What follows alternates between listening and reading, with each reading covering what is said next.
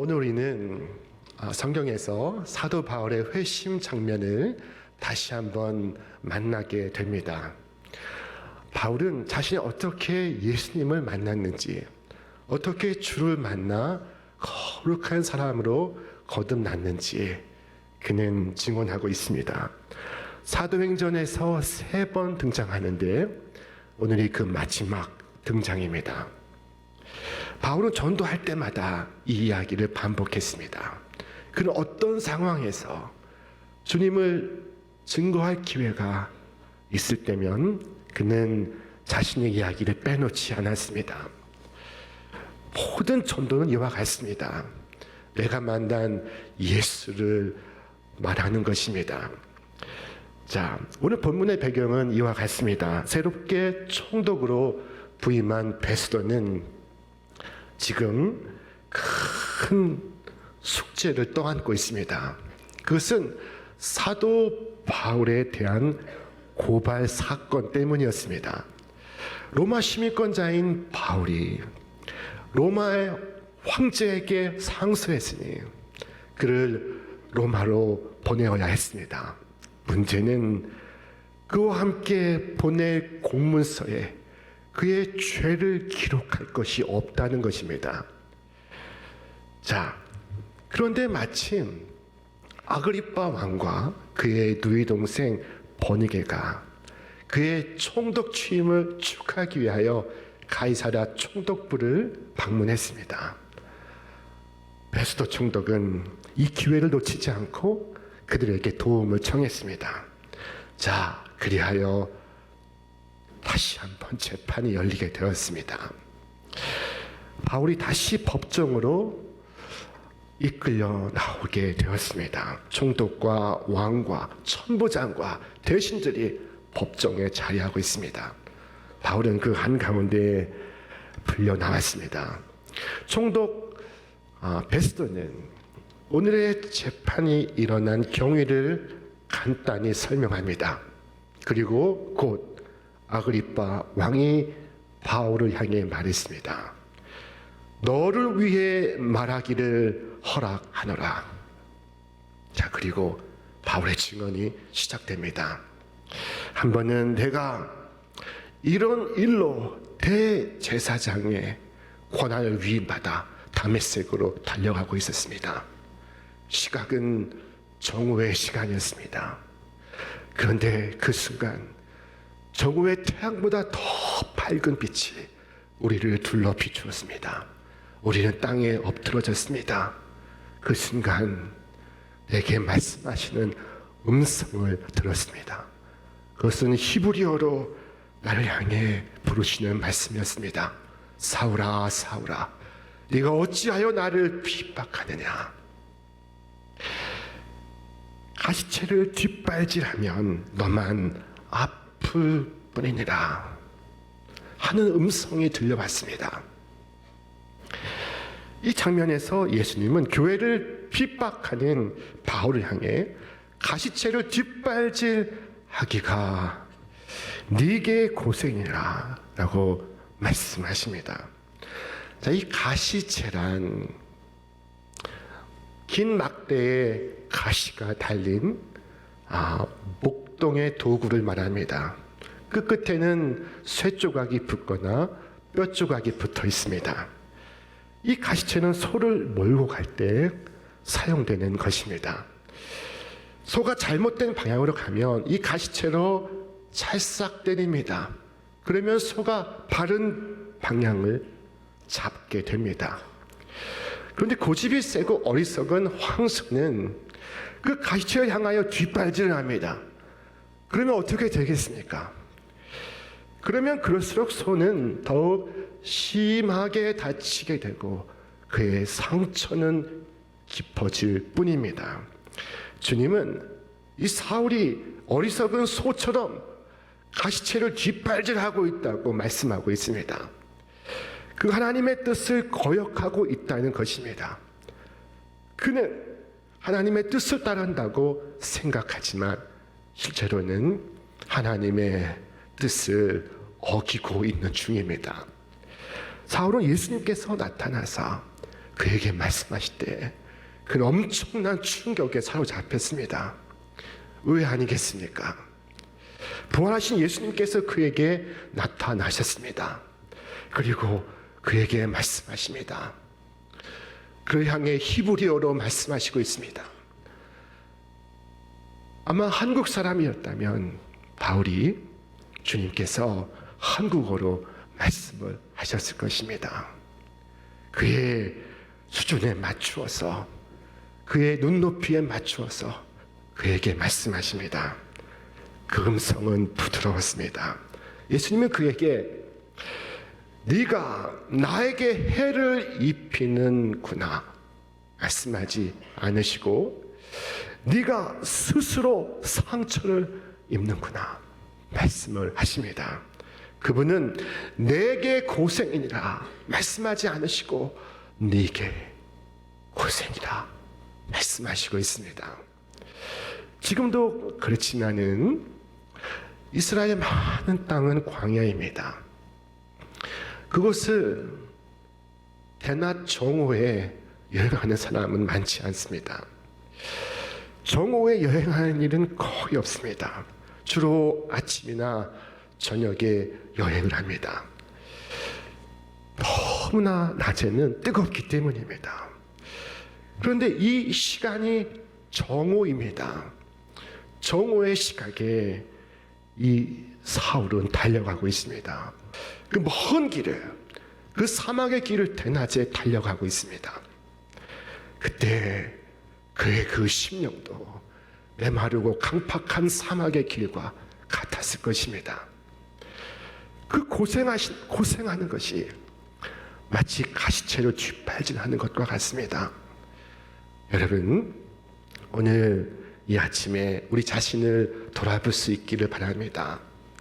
여러분에게 오늘 고생이 있다면 그 고생은 혹 가시채로 뒷발질하는 것이 아닙니까? 오늘 내 삶이, 오늘 내 자신이 가시채로 뒷발질하고 있지는 않은지 한번 돌아보시길 바랍니다. 가야 하지 않을 곳을 향해 가기 위해서 나의 욕심 때문에, 나의 생각 때문에, 나의 자아 때문에 가시채를 뒷발질하고 있다면 여러분, 하던 일을 중단하고 주님을 바라보시고 주님께로 나오시기를 바랍니다. 자, 당시 교회를 박해하던 이 사울에 대해 이보다 더 적절한 비유는 없었습니다. 예수님은 늘 비유로 쉽게 알아듣도록 말씀하시곤 하셨습니다. 부활하신 예수님께서는 사울에게 어리석은 황소의 비유를 들어 말씀하시고 있는 중입니다. 실로 그는 지식이 없어서 어리석은 짐승과 같이 행동하고 있습니다. 그래서 교회를 박해하는 일에 적극 동참하고 있습니다. 성도를 옥에 가두는 것은 물론이고 목숨을 빼앗는 일도 마다하지 않았습니다. 유대인들이 스데반을 돌로 쳐서 죽일 때 그는 그것을 당연하게 여기고 있었습니다. 사울은 예수 믿는 사람을 박해했고 복음의 사역자들을 죽였으며 거룩한 사역을 멸시했습니다. 나아가 그는 저 외국으로 흩어진 성도들을 붙잡기 위하여 달려가고 있는 중입니다. 이처럼 지독하게 핍박하던 사람이 바로 사울이었습니다. 그는 주님께 복종하지 않고 있었습니다. 그의 심령에는 불신과 불경으로 가득 차 있었습니다. 그는 가시채를 뒷발질하는 황소와도 같습니다. 때로 우리는 농부가 아주 고집센 황소를 다룸과 같이 하나님께서 그렇게 우리를 다루시도록 그와 같은 상황을 연출해냅니다. 그와 같은 상황 속에 우리 자신을 밀어넣습니다. 주님은 우리에게 다정한 말씀으로 다가오셨습니다. 아버지의 사랑으로, 따뜻한 친구의 권면으로, 성령의 말할 수 없는 탄식과 감동으로. 그러나 이제 그분은 더욱 엄한 수단을 사용하십니다. 양심의 가책을 통해, 공포와 두려움을 통해, 미래의 삶에 대한 암담함을 통해 말씀하십니다. 이스라엘 백성이 가나안에 들어가지 못하고 광야를 40년을 맴돌고 있었습니다. 열흘이면 갈 수 있는 그 길을 왜 40년을 맴돌고 있습니까? 자, 그것은 바로 가시채였습니다. 가시채를 뒷발질하는 고생의 그 시간이 40년입니다. 여러분, 더 심한 것이 다가오지 않도록, 더 긴 세월이 임하지 않도록 주의하시기를 바랍니다. 하나님에 대해 뒷발질을 하는 것으로 얻을 수 있는 유익은 한 가지도 없다는 것을 깨닫기를 바랍니다. 가시채로 뒷발질하는 것은 헛된 일입니다. 주님은 우리가 범죄하는 것을 보시며 말씀하십니다. 얘야, 불쌍한 영혼아, 가련한 사람아, 왜 스스로를 해치는 일을 반복하고 있느냐? 이 얼마나 우매한 짓이란 말이냐? 주님은 화를 내시지 않습니다. 주님은 우리에게 말씀하십니다. 가엾은 사람아, 또 그런 짓을 해서 너 자신에게 많은 해악과 손해를 입히는구나.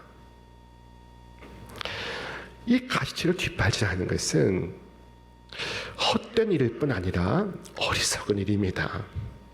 지혜가 없는 행위입니다. 여러분, 지혜는 오직 하나님이 보내신 주 예수 그리스도를 믿고 그를 따르고 그를 섬기는 것입니다. 우리 말씀 같이 읽겠습니다. 그 안에는 지혜와 지식의 모든 보화가 감추어져 있느니라.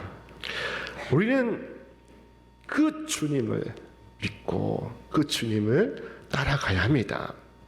그것이 지식이며 그것이 명철이고 지혜입니다. 그러나 오늘 어떤 이들은 주님이 아닌 어떤 학파의 제자요, 어떤 당파의 제자이며 혹은 자기 자신의 생각의 제자입니다. 이중표 목사님이라는 분이 계셨습니다. 그분이 남기신 그 회고록 가운데 신학생 시절 하나님과 대화하는 장면이 기록되어 있습니다. 어느 날 그가 신학교에 머물 때 하나님께서 그에게 말씀을 걸어오셨습니다. 종아, 너는 무슨 공부를 하고 있느냐? 예, 신학을 공부하고 있습니다. 신학이 무엇이냐? 하나님에 대해서 공부하는 것입니다. 하나님을 왜 교수한테 배우느냐? 그럼 누구한테 배워야 하는 것입니까? 하나님을 배우려면 나에게서 배워야지. 어떻게 보이지 않는 하나님에게서 배울 수 있습니까? 보이는 하나님이 있지 않느냐? 예수에게서 배워라. 하나님께서 예수에게서 배우라 말씀하시고 있습니다. 이 사울은 주님의 제자가 아니었습니다. 그는 바리새인의 제자였습니다. 자, 그가 무엇을 고백하는지를 들어보십시오. 나는 유대인으로 길리기아 다소에서 났고 이 성에서 자라 가말리엘의 문화에서 우리 조상들의 율법의 험한 교훈을 받았고 오늘 너희 모든 사람처럼 하나님께 대하여 열심히 있는 자라. 그리고 나아가 그는 주님을 핍박했으며 주를 믿는 사람들을 붙잡아 왔습니다. 그는 유대교의 열심이었으나 하나님의 제자는 아니었습니다. 자, 그는 훗날 이와 같이 고백했습니다. 우리 함께 읽겠습니다. 내가 이전에 유대교에 있을 때 행한 일을 너희가 들었거니와 하나님의 교회를 심히 박해하여 멸하고 내가 내 동족 중 여러 연갑자보다 유대교를 지나치게 믿어 내 조상의 전통에 대하여 더욱 열심히 있었으나 주 예수와 관계없는 이 종교적 열심은 가시체를 뒷발질하는 것과 같습니다. 주 예수와 관계없는 우리의 기도는 헛된 바람이요 소망일 뿐이고 예수와 관계없는 우리의 회개는 눈물의 낭비일 뿐입니다. 구주 예수와 관계없는 모든 봉사와 섬김은 헛될 뿐입니다.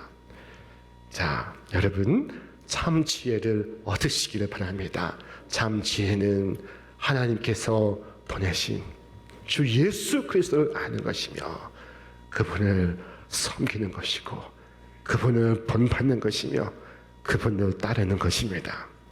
예수님께서 바울에게 네가 어찌하여 나를 핍박하느냐 가시체를 뒷발질하기가 네게 고생이니라 말씀하실 때 바울은 조심스럽게 물었습니다. 주여 누구시니까?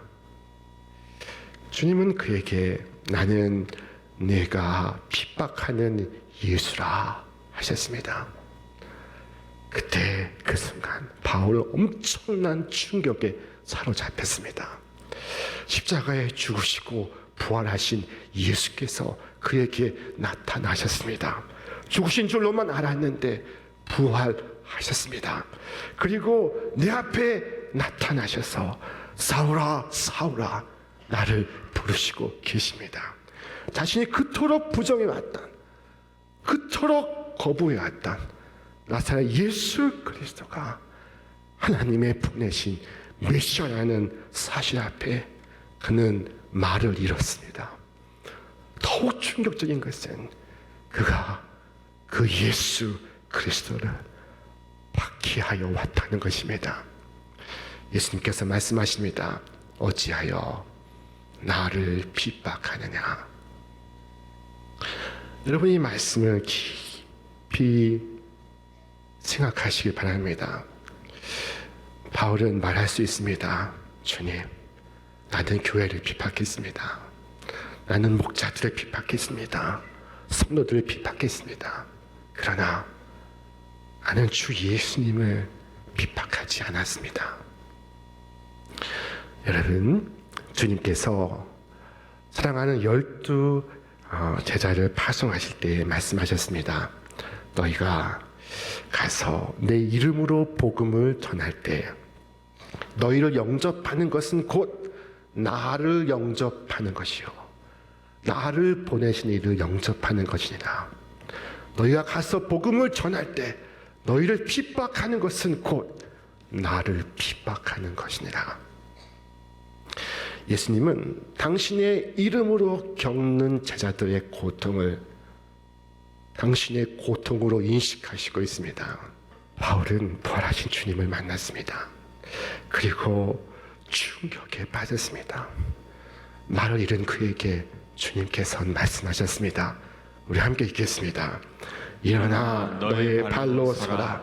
내가 네게 나타난 것은 곧 네가 나를 본 일과 장차 내가 네게 나타날 일에 너로 종과 증인을 삼으려 함이니 이스라엘과 이방인들에게서 내가 너를 구원하여 그들에게 보내어 그 눈을 뜨게 하여 어둠에서 빛으로 사탄의 권세에서 하나님께로 돌아오게 하고 죄 사함과 나를 믿어 거룩하게 된 무리 가운데서 기업을 얻게 하리라. 주님은 사울을 그리스도의 일꾼과 복음의 증인으로 부르시고 있습니다. 여러분, 주님께서 이와 같이 우리도 일꾼과 증인으로 부르시기를 소망합니다. 우리 교회는 두 종류의 분들 많이 계시기를 원합니다. 한 분은 일꾼이요, 한 분은 증인입니다. 여러분, 오직 주님만을 높이며 주님의 일꾼 되어 주의 증인으로 살아가시는 여러분과 제가 되시기를 바랍니다. 지난날 사도 바울은 대제사장으로부터 사명을 받았습니다. 그래서 다메섹으로 간 것입니다. 거기에서 사람들을 붙잡아 오려고 했던 것입니다. 그는 사명을 가지고 보냄을 받았습니다. 한마디로 말하면 그는 사명을 갖고 그리고 보냄을 받은 사람이었습니다. 그런데 도중에 예수를 만남으로 변신을 합니다. 완전히 바뀌어집니다. 이제 그는 예수님의 사명을 안고 예수님의 보내심을 받은 자가 되었습니다. 그것이 오늘 본문 속의 이야기입니다. 예수 믿는 사람을 죽이려 가던 사람이 예수 믿는 사람을 붙잡아 오려 가던 사람이 예수님을 믿는 사람으로 예수님을 전하는 사람으로 예수를 위하여 죽기까지 충성하는 사람으로 돌아왔습니다. 박해자에서 고난을 받는 자로 붙잡아 오려는 사람에서 붙잡힌 사람으로 돌아왔습니다. 예수 믿는 사람을 잡아서 체포해 오려는 사람이었지만 그는 이제 예수님의 손에 체포가 되었습니다. 오늘 이 증언을 함으로써 바울은 베스도 총독과 아그리빠 왕과 천부장과 대신들에게 분명히 밝히고 있습니다. 그것은 교회를 핍박하는 것은 가시체를 뒷발질하는 것과 같다는 것입니다. 나도 해보았다고 말하고 있습니다. 모든 것은 헛된 일이요 어리석은 지식뿐이라고 말하고 있습니다. 나아가 이렇게 긴 이야기를 하는 것은 저들에게 생명을 전하기 위함입니다. 그리스도께서 나에게 나타나시면 나 혼자 구원받고 끝내라고 하신 것이 아니었습니다. 내가 이 계시를 경험하면 내가 이 놀라운 사건을 직면하면 그리고 그것을 여러분 앞에서 증언하면 바로 여러분을 위해서입니다. 여러분을 구원하시기 위하여 이러한 섭리가 있는 것입니다. 여러분, 주님은 우리에게도 말씀하십니다. 일어나 네 발로 서라. 그리고 내가 네게 나타난 목적은 너를 일꾼 삼아서 네가 나를 본 것과 내가 장차 너에게 보여줄 일에 증인을 삼으려 하는 것이다. 나는 너를 건져내어 세상의 사람들에게로 보낸다. 너는 그들의 눈을 열어 주어서 그들이 어둠에서 빛으로 돌아오게 하고 사탄의 세력에서 아버지께로 돌아오게 하고 예수를 믿어 거룩한 무리에 들게 하려는 것이다.